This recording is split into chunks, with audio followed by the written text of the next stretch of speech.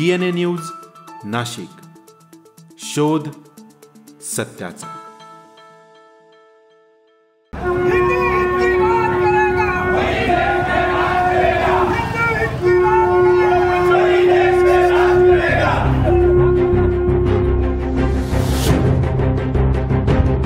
शौर्य दिनानिमित्त आर्यन बेगानिया याने इंस्टाग्राम अकाउंटवर ठेवलेली स्टोरी त्याचा मित्र मिजान शेख यानं दुसऱ्याला शेअर केली। यावरून वाद होऊन मिजान शहा, आयान शहा, आवेश शहा, सोनू, फहीम शेख आणि त्यांच्यासोबत असलेल्या 10 ते 15 जणांनी आर्यनला बेदम मारहाण केली। ही घटना घडल्यानंतर पिंपळगाव शहरात तणाव निर्माण झाला होता। या घटनेमध्ये आर्यन गंभीररित्या जखमी झालाय।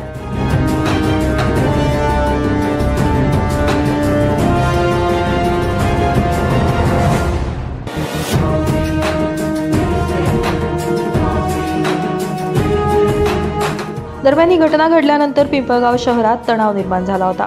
नागरिकांनी पोलीस ठाण्यासमोर ठिय्या धरल्यानं रात्री उशिरापर्यंत गुन्हा दाखल करण्याचं काम सुरू होतं। दरम्यान घटनेचं गांभीर्य लक्षात घेता पोलिसांनी तपास सूत्र फिरवत काही तासातच 6 जणांना ताब्यात घेतलं। मात्र या घटनेचे पडसाद मोठ्या प्रमाणात उमटले असून रविवारी सकाळी हिंदू धर्मीय बांधवांच्या वतीनं पिंपळगाव येथील निफाड फाटा परिसरातून हजारोंच्या संख्येनं मोर्चा काढण्यात आला।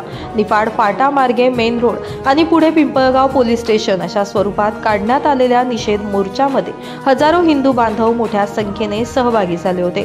दरम्यान या घटनेतील इतरही आरोपींना तातडीनं अटक करण्यात यावी आणि त्यांच्यावर हद्दपारीची कारवाई करण्यात यावी अशी मागणी नागरिकांकडून केली जाते। तर या प्रकरणाचा पुढील तपास पोलीस करत आहेत। समोरून आपला आर्यन बेगानिया हा जात असताना एक 20-25 मुस्लिम तरुणांनी त्याच्यावर प्राणघातक हल्ला केला। पिंपळगावच्या इतिहासात आजपर्यंत धार्मिक तेढ डोळ्यासमोर ठेवून असा प्राणघातक हल्ला करण्याचा पिंपळगावच्या इतिहासात पहिल्यांदा ही गोष्ट घडली आणि पिंपळगावला गालबोट लागली। हे सगळं होत असताना त्याच्या 3 बरगड्या त्या ठिकाणी मोडल्या, त्याचं नाकाचं हाड मोडलं आणि आत्ताही तो बेशुद्ध अवस्थेत म्हणजे सिरियस आहे आणि केवळ हिंदू धर्माचे स्टेटस ठेवतो, अयोध्येचं राम मंदिर ठेवतो।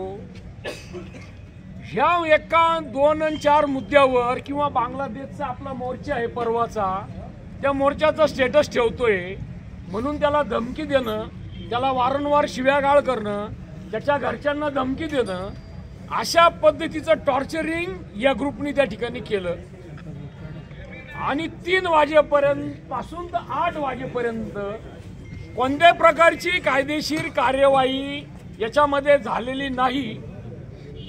म्हणून आमच्यासारख्यांचा आपल्यासारख्यांचा उद्रेक होऊन आणि त्यानंतर कुठेतरी 2 आरोपी त्या ठिकाणी येऊन आणि त्याच्यावर कार्यवाही केली जाते। याच्यासारखं क्षम्य गोष्ट नाही। इतका किळसवाना प्रकार या गावात आजपर्यंत कधी घडला नाही।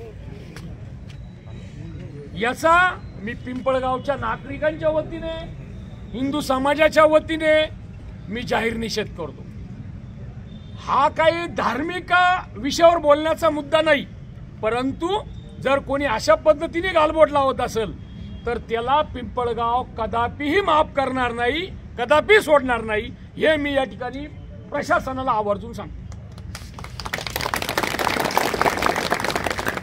आणि हे जे कोण कृत्य करणार आहेत हे बाबरी ढाच्याचा फोटो त्या ठिकाणी ठेवतात, दाऊद इब्राहिमचा फोटो ठेवतात, ऊपर यम है नीचे हम है, अशा पद्धतीचा स्टेटस ते या सगळ्या मोबाईलला ठेवतात। ती 20-25 जणांची टोळी।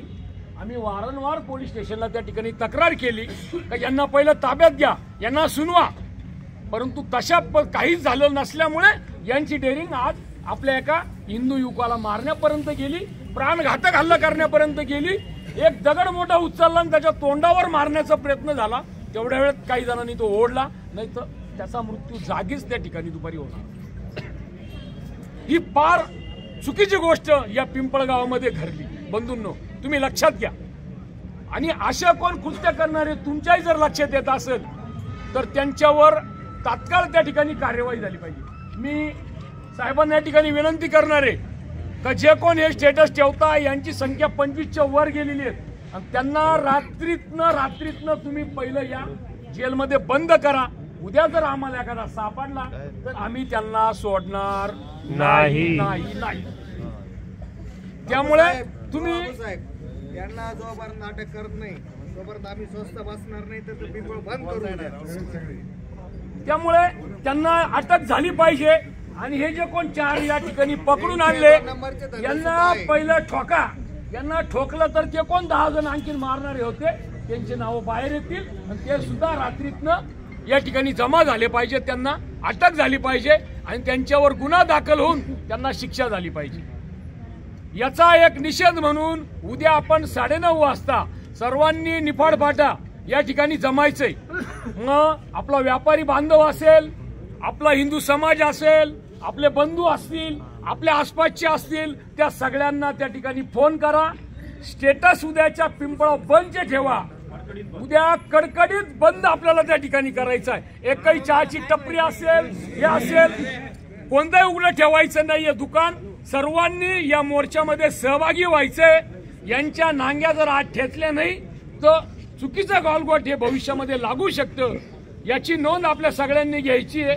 उद्या मोर्चा निफाड फाट्यापासून त्या ठिकाणी सुरुवात होऊन या ठिकाणी निवेदन मोर्चा संपेल. त्यामुळे उद्याचं गाव बंद आणि सकल हिंदू समाजाचा महामोर्चा या पिंपळामध्ये निघणार आहे याची सर्वांनी नोंद घ्यायची आहे. आणि हा आपल्यावरचा हल्ला आहे असं समजून सगळ्यांनी सहभागी व्हा. हीच वेळ आहे. त्यामुळे आपण सर्वांनी या. आता ज्या पद्धतीने आपण आले त्याच पद्धतीने घरी जायचंय. यांचे 2 नंबरचे काही धंदे असतील ते पण सांगा, ते पण आपण तत्काळ उद्या त्या ठिकाणी बंद करायला लावू. आणि काही महत्वाच्या व्यक्ती नाशिकवरनं या मोर्चामध्ये पण सहभागी होणार आहे आणि या मोर्चाचं नेतृत्व करणार आहे. आपण ज्या पद्धतीने आलात त्या पद्धतीने शांततेने घरी जायचंय. प्रत्येकाने त्याला जे मारल्याचा जो व्हिडिओ आहे तो आपण या सगळ्या ग्रुपवर व्हायरल केलाय. तो सगळ्यांनी आपल्या स्टेटसला ठेवा. पिंपळा बंद स्टेटस ठेवा आणि उद्या सर्वांनी हजारोच्या संख्येने या मोर्चामध्ये सहभागी व्हा. एवढी मी पिंपळा नागरिकांच्या वतीने या ठिकाणी विनंती करतो. माता की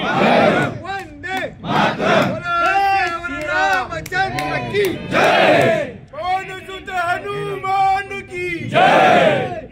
हर हर छत्रपती शिवाजी महाराज की जय. जय श्रीराम. जय श्रीराम. जय श्रीराम. जय श्रीराम. एक घोषणा देतो मी. जो हिंदू हित की बात करेगा वही देश पे राज करेगा. जो हिंदू हित की बात करेगा वही देश पे राज करेगा. जो हिंदू हित की बात करेगा वही देश पे राज करेगा. जिस हिंदू का खून न खौले खून नहीं वो पानी है. जिस हिंदू का खून न खौले खून नहीं वो पानी है. जिस हिंदू का खून न खौले खून नहीं वो पानी है. काल एका हिंदू आमच्या दलित समाजातील एका तरुणावरती काही हिंदू धर्माच्या विषयाच्या बाबतीमध्ये पोस्ट टाकल्यानंतर त्याला बाजारामध्ये गेल्यानंतर 24-25 मुसलमानांनी त्याला बेदम मारला, जीवे मारण्याचा प्रयत्न केला. त्याच्यामध्ये त्याच्या 2 बरगड्या तुटल्या. आणि हा हल्ला जर हिंदू धर्माची पोस्ट टाकल्यानंतर जर असा हल्ला होत असेल तर हा हल्ला का एका युवकावरती नाही, हा हिंदू धर्मावरचा हल्ला. आणि त्यामुळे आज मोठ्या प्रमाणामध्ये आपण बघितलं असेल की पिंपळगावमधला प्रत्येक घरातला तरुण आज रस्त्यावरती उतरलेला आहे. आणि आम्ही हे अजिबात खपवून घेणार नाही. हिंदू तरुण हा कधीच कायदा हातामध्ये घेत नाही.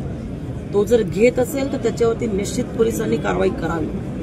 पण एखाद्या हिंदू तरुणाने जर हिंदूच्या देशामध्ये, भारत हा हिंदुस्थान आहे, फाळणीच्या वेळेस भारत आणि पाकिस्तान हे 2 धर्मांच्या आधारावरती वेगळे झालेले देश आहेत. जे मुस्लिम ह्या ठिकाणी राहिले त्यांनी शांततेच्या पद्धतीने ह्या ठिकाणी राहायला पाहिजे.